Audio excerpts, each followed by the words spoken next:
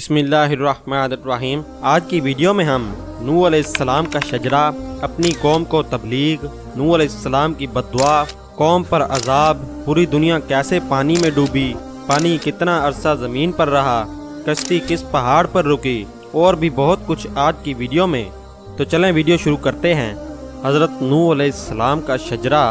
نوح بن لامک بن متوشلخ بن خنوخ بن ادریس بن مہلائیل بن Canon بن انوش بن سیس بن آدم علیہ السلام ہے۔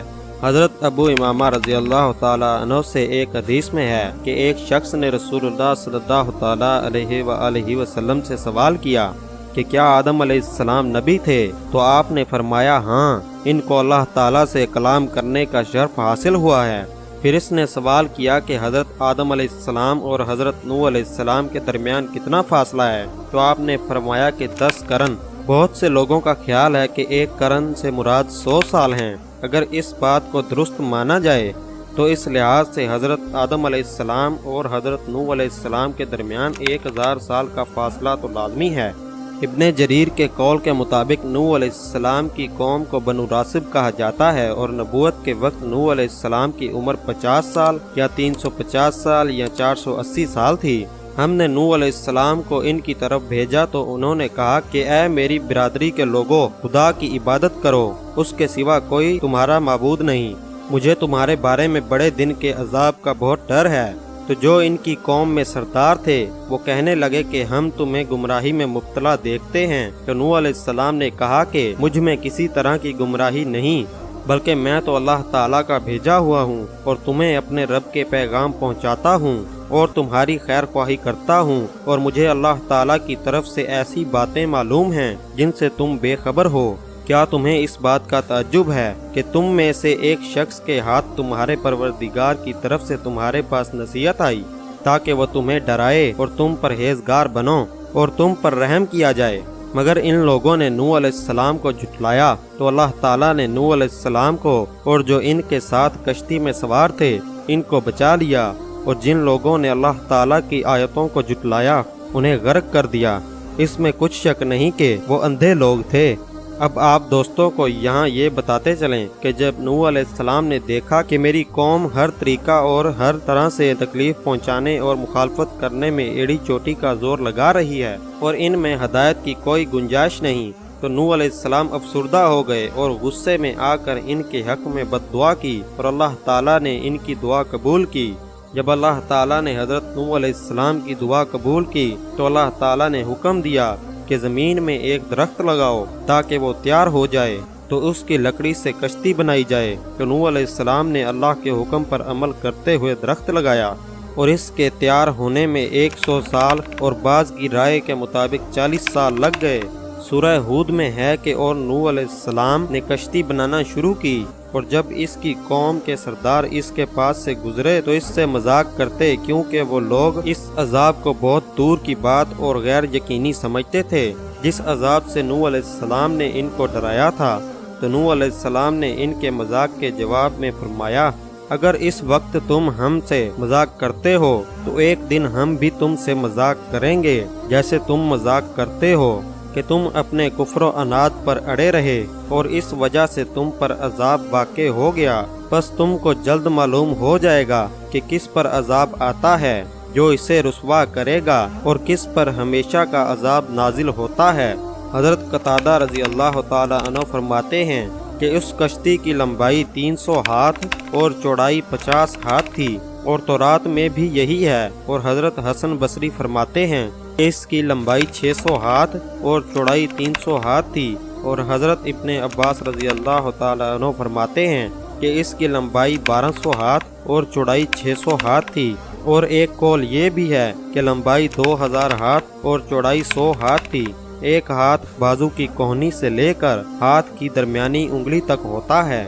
سب اہل رائے کہتے ہیں کہ اس کی بلندی 30 ہاتھ تھی، اور وہ کشتی 3 منزلوں والی تھی، اور ہر منزل 10 ہاتھ اونچی تھی۔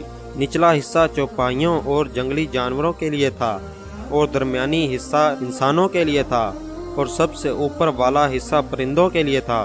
اس کا دروازہ چوڑائی کی جانب تھا، اور اس کے اوپر سے ایک ڈھکن سے مکمل طور پر بند کر دیا گیا تھا۔ اللہ تعالیٰ نے پہلے ہی نوح علیہ السلام سے فرمایا تھا کہ جب میرے حکم کے مطابق طوفان کا عذاب آ جائے اور ہر قسم کے حیوانات میں سے ایک ایک جوڑا اور کھانے کی مناسب چیزیں کشتی میں سوار کر لینا تاکہ نسل قائم رہ سکے، اور ساتھ ہی اپنے گھر والوں کو بھی سوار کر لینا، اور کافروں کے متعلق فیصلہ ہو چکا ہے اور ان کے لیے تیری دعا نافذ نہ ہوگی اور عذاب انہیں اپنی لپیٹ میں لے لے گا، ان سے عذاب ٹل نہیں سکتا۔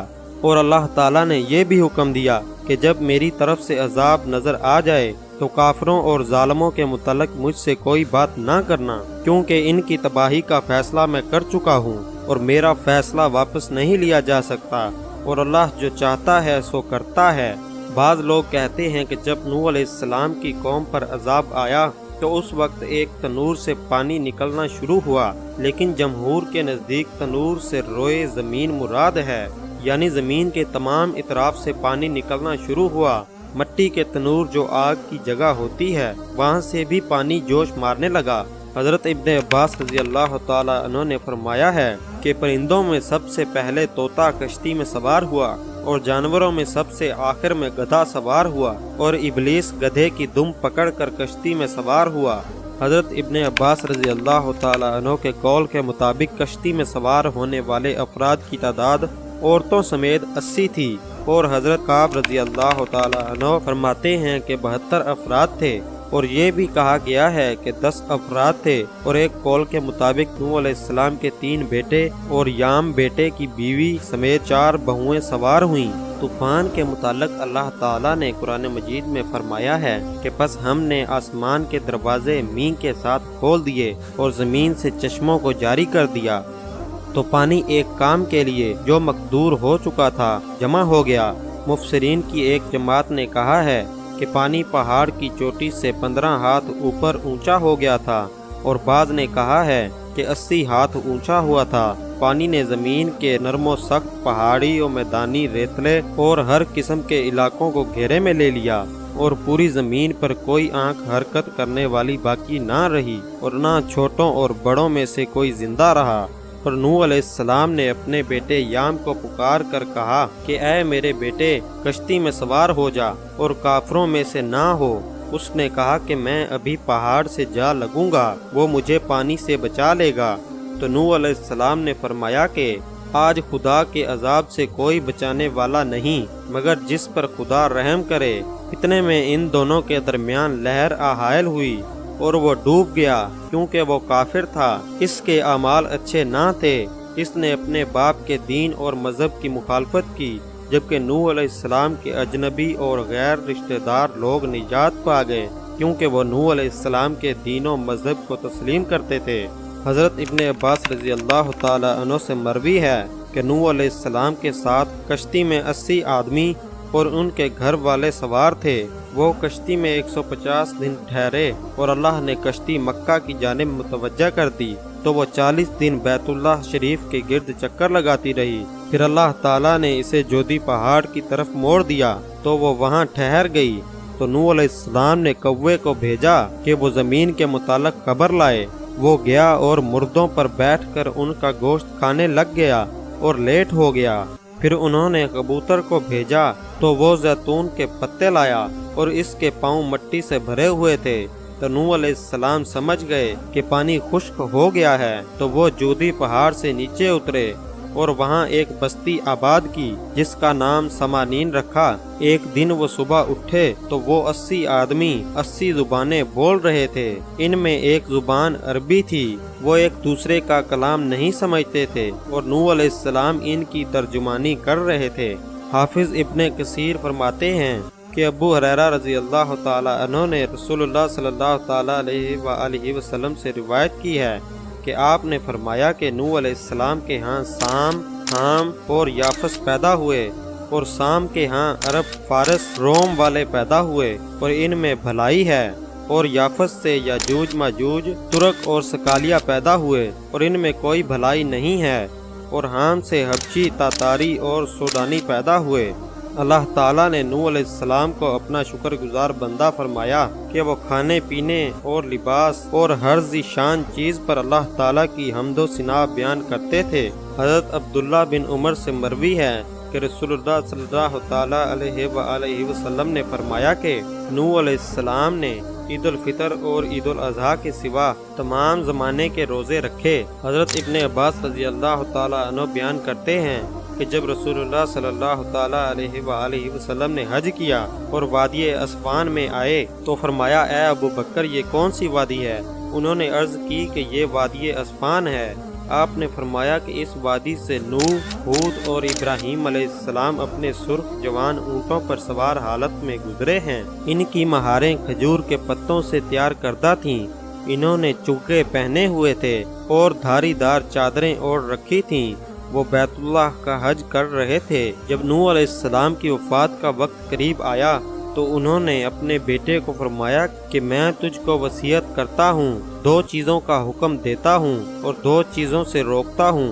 میں تجھے لا الہ الا اللہ کے ذکر کرنے کا حکم دیتا ہوں، کیونکہ اگر 7 آسمان اور 7 زمین ایک پلڑے میں رکھ دیے جائیں اور دوسرے پلڑے میں لا الہ الا اللہ کو رکھ دیا جائے تو لا الہ الا اللہ حاوی اور بھاری ہو جائے گی، اور سبحان اللہ و بحمدہ سبحان اللہ العظیم پڑھنے کا حکم دیتا ہوں، کیونکہ اللہ کی تمام مخلوق اسی کے ساتھ اللہ کی تعریف بیان کرتی ہے اور اسی کے ساتھ پوری مخلوق کو روزی دی جاتی ہے۔ اور میں تجھے 2 چیزوں سے روکتا ہوں، ایک شرک اور دوسرا تکبر۔ قرآن مجید کے الفاظ کے سیاق سے پتہ چلتا ہے کہ نوح علیہ السلام نبی بننے کے بعد اور طوفان آنے سے پہلے اپنی قوم میں 950 سال تھے۔ پس طوفان آنے کے بعد کتنی مدت زندہ رہے اس کا علم تو اللہ کو ہی ہے، لیکن اگر حضرت ابن عباس کا ایک قول صحیح اور محفوظ ہے تو ان کے مطابق نوح علیہ السلام کو 480 برس کی عمر میں نبوت ملی اور طوفان کے بعد وہ 350 سال زندہ رہے، تو ان کی کل عمر 1780 برس بنتی ہے، لیکن حقیقت اللہ ہی جانتا ہے۔ ابن جریر اور الزرقی نے عبد الرحمن بن سابق اور دیگر تابعین وغیرہ سے مرسلاً روایت کی ہے کہ نوح علیہ السلام کی قبر مسجد الحرام میں ہے۔